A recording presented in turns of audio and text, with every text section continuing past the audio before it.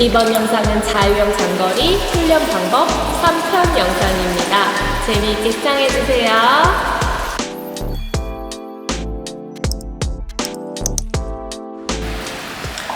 이제 프로그레시브라는 훈련이 있어요.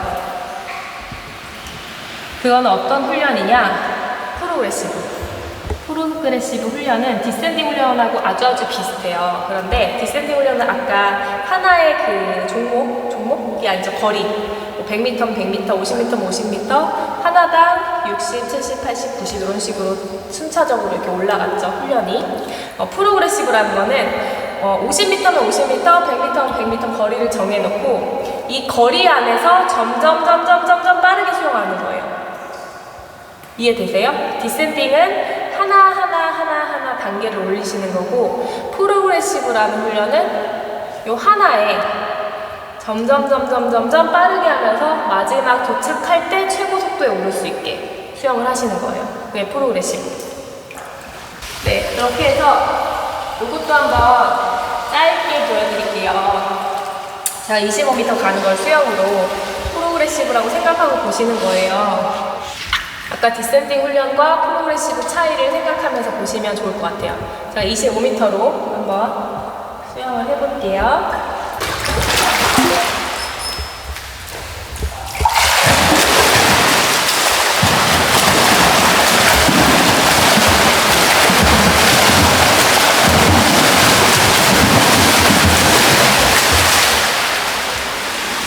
자, 이런 식으로 처음 출발할 때는 각도가 낮게 시작했지만 들어가면 되겠네요.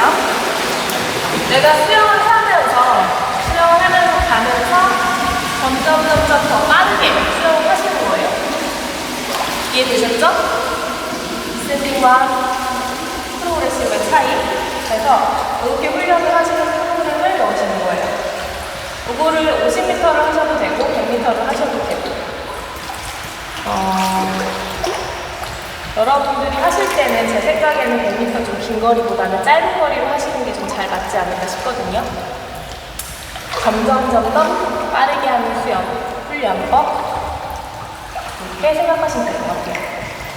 제가 지금 이런 훈련 방법들을 알려드리고 있지만 사실 제가 운동했을 때 제가 했던 것들 이런 거 제가 많이 했던 것들을 몇 가지 알려드리고 있지만 생활체육 하시는 분들이 이렇게까지 훈련을 하실 필요는 사실 없거든요. 근데 제가 왜 이런 걸 알려드리게 됐냐면 장거리 수영을 지금 이야기하는 것 때문에 말이 이제 이런 것들이 나오게 됐는데, 물론 내가 취미로 또는 그냥 건강을 생각해서 하시는 분들도 있지만 정말 이 수영이라는 거에 매력에 빠져서 아까 철인 경기도 말씀하셨고 장거리 수영 대회 이런 것도 나가시는 분들이 또 의외로 많이 계시더라고요.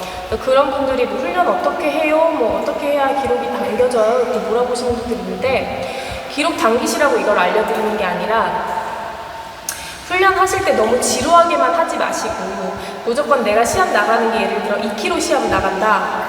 그럼 2km 수영만 하지 마시고 약간 중간중간에 이런 훈련 프로그램들을 넣어서 좀 더 덜 지루하게 운동해보시라고 알려드리는 거예요.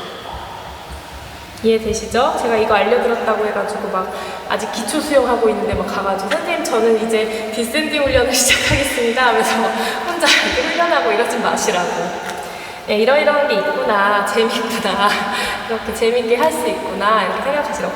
선수들한테는 이 훈련이 굉장히 힘들고 좀 하고 싶지 않은 훈련일 수 있지만 여러분한테는 그냥 색다른 훈련, 재밌는 훈련 이렇게 느껴지셨으면 좋겠어요. 네, 요거를 25m로 해보셔도 되고 50m로 해보셔도 되고 디스팅도 마찬가지, 프로그레시브도 마찬가지.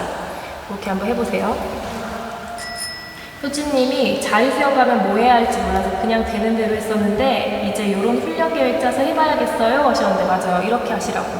이런 식으로 계획을 좀 짜서 해보시면 훨씬 더 재미있게 1시간을 알차게 보내실 수 있다고 그렇게 알려드리는 거니까 이용해보세요. 네, 그래서 어쨌든 훈련 방법 중에 이런 게 있다. 이렇게 해서 프로그레시브까지 알려드렸고, 그 다음에 이제 선수들이 많이 하는 훈련 중에 하나가 네거티브라는 훈련이 있어요. 네거티브라고 읽어야 하나요? 보통 제가 그냥 발음할 때 네거티브라고 하는데 네거티브? 어쨌든 이 훈련 자체가 전반보다 후반을 빠르게 수영하시는 거예요. 아마 여러분 제가 이렇게 용어를 지금 얘기하고 있지만 수영을 좀 오래 하신 분들은 아마 선생님의 훈련 프로그램 안에 이런 게 들어가 있을지도 몰라요. 자, 회원님들, 자 이번 거는 50m 자유형을 할 건데 갈 때는 천천히 가시고요. 올 때는 빨리 오세요. 또는 갈 때는 뭐 70% 정도의 강도로 가시고 올 때는 90% 이상의 강도로 오세요.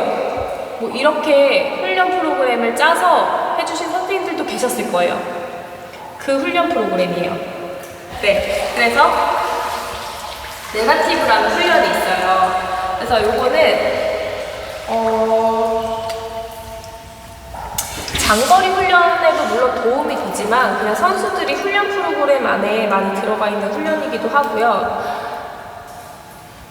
어떻게 하시는 게 좋을까?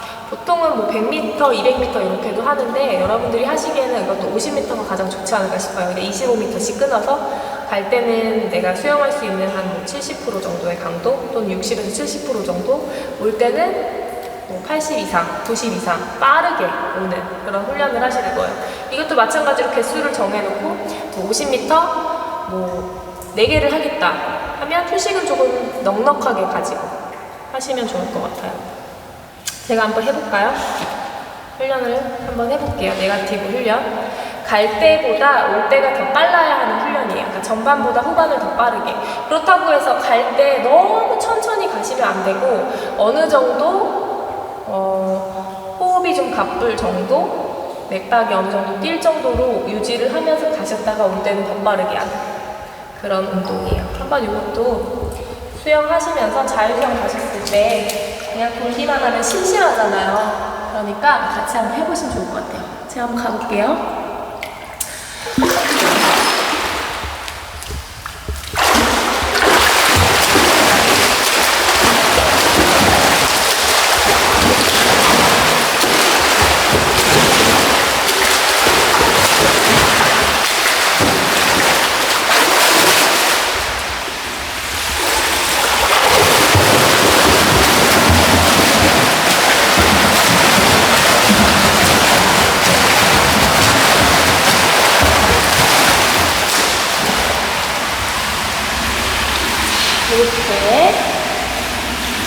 이렇게 이용하시면 되겠습니다.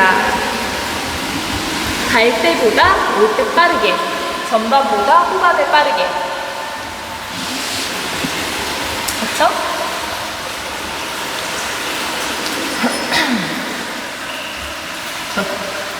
디센딩은 끊어서 계단이 좀 여러 4개죠?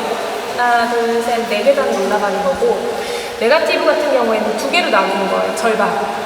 50m면 25, 25, 100m면 50, 50, 200m면 100, 100 이런 식으로. 네, 네거티브. 그래서 네거티브 훈련까지 지금 3가지 프로그램에 대해서 얘기했어요. 디센딩, 프로그레시브, 네거티브. 이렇게. 네거티브는 전반보다 후반을 빠르게. 그럼 어떨까요? 우리가 이거를 예를 들어서 장거리 수영하는데 좀 응용을 하자면 내가 속도 조절을 하잖아요. 장거리 수영하면서도 하다가 어느 순간에는 속도를 또 내야 하는 구간이 있어요. 그런 구간에 천천히 하다가 갑자기 속도를 팍 터뜨려야 하는 그 구간에 이런 훈련들을 해놓으면 빨리 하는 수영이 조금 익숙해져 있겠죠. 근데 그렇지 못하면 처음부터 끝까지 그냥 똑같은 속도로 수영하는 분들이 많거든요. 물론 시합을 다 나가시고 이런 건 아니지만, 그렇죠? 네, 이렇게 네거티브 훈련까지 한번 이용해 보시면 좋고, 네거티브 훈련 같은 경우에는 개수를 막 많이 하시는 것보다 몇 개 하는 게 좋을까?